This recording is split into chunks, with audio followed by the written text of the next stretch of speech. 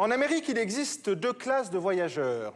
La première classe et la classe des voyageurs accompagnés d'enfants. Le voyage avec des enfants correspond grosso modo aux troisième classe des trains bulgares. L'inconfort pratique qu'entraîne le fait de voyager avec des enfants n'est pas considérable, bien qu'on sorte d'un tel voyage avec l'allure de quelqu'un qui vient de transporter tout seul un piano au premier étage. Ce qui compte, c'est l'usure mentale. L'épreuve d'aller sur le teuf-teuf comporte plusieurs catégories.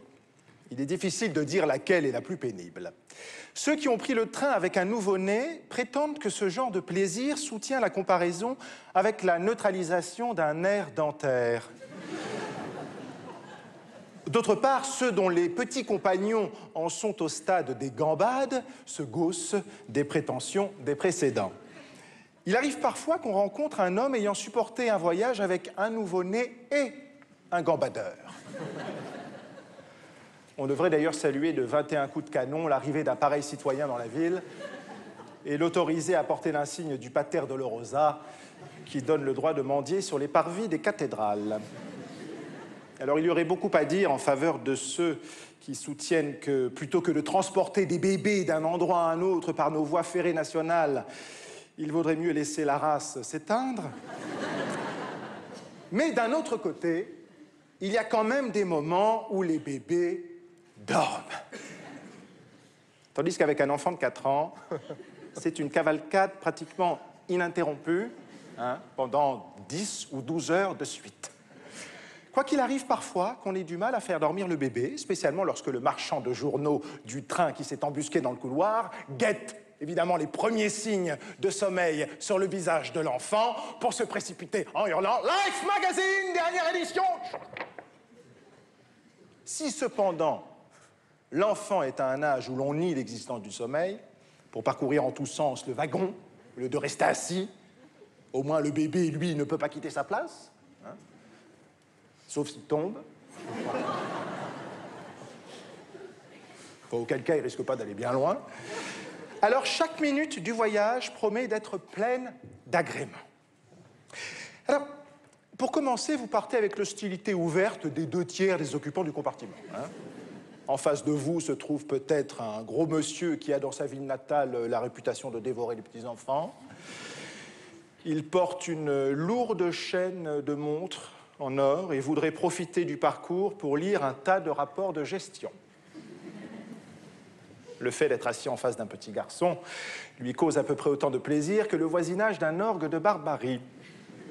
Derrière vous se trouve une dame en robe de soie noire qui, lorsqu'elle s'aperçoit qu'elle est assise près d'un petit garçon de 3 ans déjà en train de manger, décide que la meilleure solution est d'ignorer tout simplement son existence et de décourager toute tentative de rapprochement de sa part. Aussi, l'enfant la choisit-il immédiatement comme compagnon de jeu. Alors ensuite, pendant un moment, quand le train roule, vous n'avez plus à répondre qu'aux questions concernant le paysage. Alors vous pouvez toujours dire que non, vous ne savez pas qui habite dans la maison.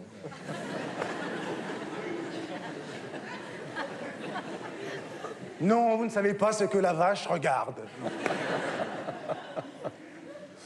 Quelquefois, d'ailleurs, il n'est même pas nécessaire de lever les yeux avant de répondre que vous n'en savez rien. C'est quand survient la première crise migratrice que vous serez mis à l'épreuve. Vous vous apercevez soudain que l'enfant est parti, titubé dans le passage central, pour examiner les gens, au fur et à mesure qu'ils passent devant eux. Roger. Roger, tu reviens ici, s'il te plaît. Veux-tu venir ici? Criez-vous alors, en vous jetant à sa poursuite pour atterrir sur les genoux d'une dame, assise de fauteuil plus loin. Roger s'imagine alors qu'il s'agit du signal d'un nouveau jeu. Voilà. Et il se met à courir en hurlant de rire. Au bout de 4 pas, évidemment, il tombe et il se met à pleurer. Voilà. Alors, pendant que vous le ramenez tout gigotant à sa place, vous lui interdisez de recommencer à courir comme ça dans le passage central. Même pour lui, une manière aussi péremptoire de parler a quelque chose de comique. Bien sûr qu'il va recommencer à courir dans l'allée centrale. Il le sait aussi bien que vous. Mais en attendant, il veut bien rester avec la dame à la robe de soie noire. Non, Roger, s'il te plaît, veux-tu ne pas ennuyer la dame? Bonjour, petit garçon, dit la dame qui essaie alors de reprendre sa lecture, car en ce qui la concerne, l'interview est terminée. Non, mais Roger se dit que ce serait une excellente idée de monter sur ses genoux. Alors, voulant l'empêcher tout en lui chuchotant des insultes. Arrête, attends, ça suffit, imbécile. Abruti. Enfoiré, non. La phase ultime de votre épreuve commence lorsque vous vous frayez un chemin avec Roger vers le wagon-restaurant. Alors, le parcours périlleux par l'allée centrale est multiplié par 6, puisque le wagon-restaurant n'est jamais à moins de 6 voitures de celle où vous vous trouvez. Au wagon-restaurant, le curry d'agneau au concert à la table d'en face est le seul plat qui soit du goût de l'enfant.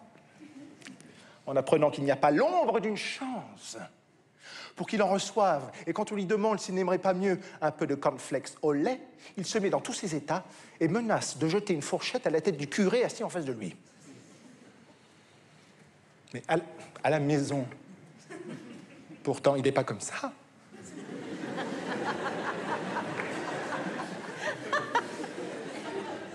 Au contraire.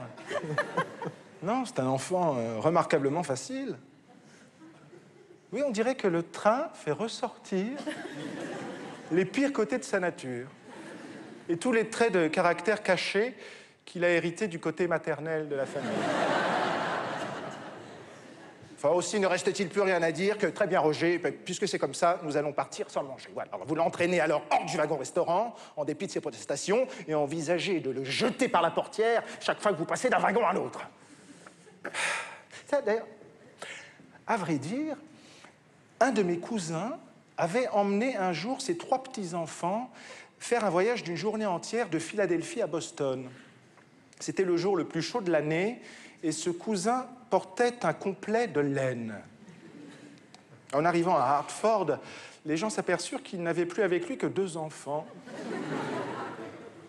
À Worcester, il ne lui en restait plus qu'un. Et il arriva seul à Boston et ne donna jamais aucune explication sur la disparition des bambins. Mais tout homme qui a voyagé avec ses propres enfants peut dire de quoi il retourne. Laurent Lafitte. Bonsoir Laurent.